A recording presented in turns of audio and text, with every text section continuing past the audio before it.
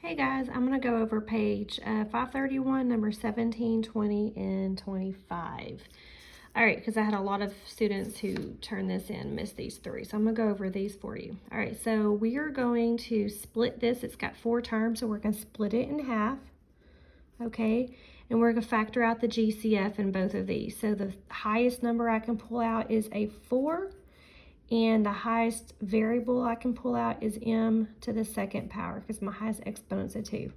So we're going to write down what's left. 4 goes into 8 twice. I had 2 m's pulled out. I had 3, so I'm going to have m left over. 4 goes into 12 3 times. And then I pulled out all my m's. So then over here, we know that this has to equal 2m plus 3. So this is almost 2m plus 3. It's 2m minus 3. So in order to make this a plus sign, I have to pull out a negative 1. All right. So then that becomes 2m plus 3. All right. So now these two are the same. So then I'm going to rewrite this as 4m squared minus 1. And then 2m plus 3. Now, this is where most everyone stopped, okay? But if you remember, I think it was the previous lesson where we had the difference of squares. So if you notice that this is a square root, a perfect square I mean, and 1 is actually a perfect square because 1 times 1 is 1. And then m squared, m times m is m squared, so that's also a perfect square. So then what you would do is you would take this and factor it out. That would become 2m minus 1, 2m plus 1, and then I'm just going to bring this down, 2m plus 3. Okay? So that's number 17. So whenever you have a perfect square and a perfect square, you have to factor that out completely using difference of squares. Okay? Number 20, we're going to do the same thing. I'm going to split this in half. Okay? So I'm going to factor out the highest number I can pull. A lot of y'all were pulling out numbers, but you were not pulling out your GCF. So 9 is actually your GCF. I'm going to pull out the highest number of h's I can pull out, which is h to the second power. And then I'm going to factor that now. So 9 goes into 18. 2 times, I have 1 h left over. 9 goes into 45. 5 times with no h's left over. So I'm going to come into this side. So I have to make this equal 2h plus 5. So I'm going to pull out a negative 4 in order to make that a positive. So that becomes 2h plus 5. Okay, so now I'm going to put these together. I have 9h squared minus 4. So do y'all notice this also?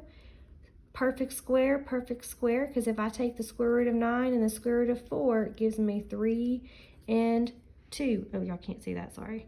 Gives you 3 and 2. So these are both perfect squares. Then h squared is h times h, so that's a perfect square as well. So I'm going to put the other one, bring it down.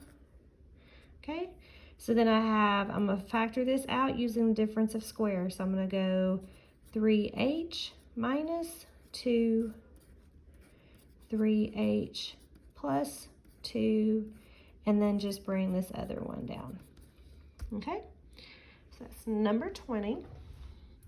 Last one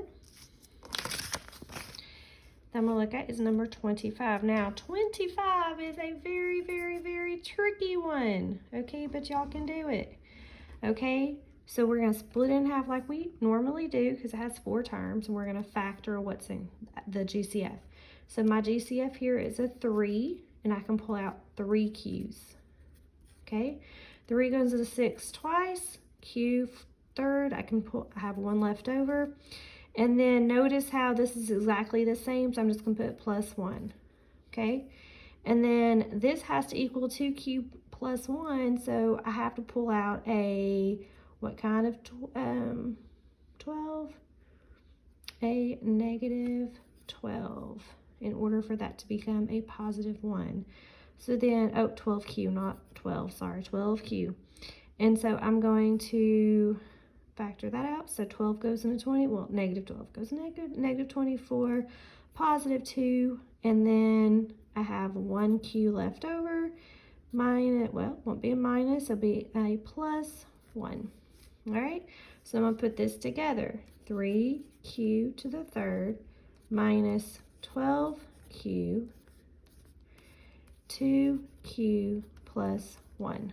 Okay, now this is where a lot of people stopped, but we're not done. We have to find the GCF because, guys, when you're factoring, you have to always factor it to its lowest terms. So what you're going to do is we're going to take this and we're going to factor it, because if you look at it, they're not perfect squares. So I can't do the difference of squares yet, but I will in a second. So what number can I factor out? I can factor out a 3. So, and then how many q's? Because they both have a q, so I must factor out 3q, because I can only take 1 away. So what's left I have? Well, I have q squared. Oh, there's my perfect square. Minus, it's a subtraction problem, so that's the difference. And then 3 goes into 12 4 times. Oh, 4 is a perfect square, so there we go. So then bring that down. Now this right here, I'm just going to bring it straight down. Not doing anything with it, just bring it down. This is a perfect difference of squares, so I'm going to take the square root of each. So that'll be q minus 2, q plus 2, because remember, you're always going to have a minus and a plus, and then bring that last one down, and that is my final answer. Okay, so hopefully this helps you. Guys, those of you who have already done this assignment, I did not count points off of this unless you didn't factor completely like this one here. And so now everyone who has not turned in their assignment for this yet, if you get these wrong, I'm going to count off points for it being wrong. So since I've shown you the videos with the answers, there's no reason you should have it wrong now. All right, guys, hit me up if you have any questions on anything. Please ask. Please ask. Like, I'm dying to do some math here. So, all right, well, I will see y'all tomorrow for our Zoom meeting. Bye.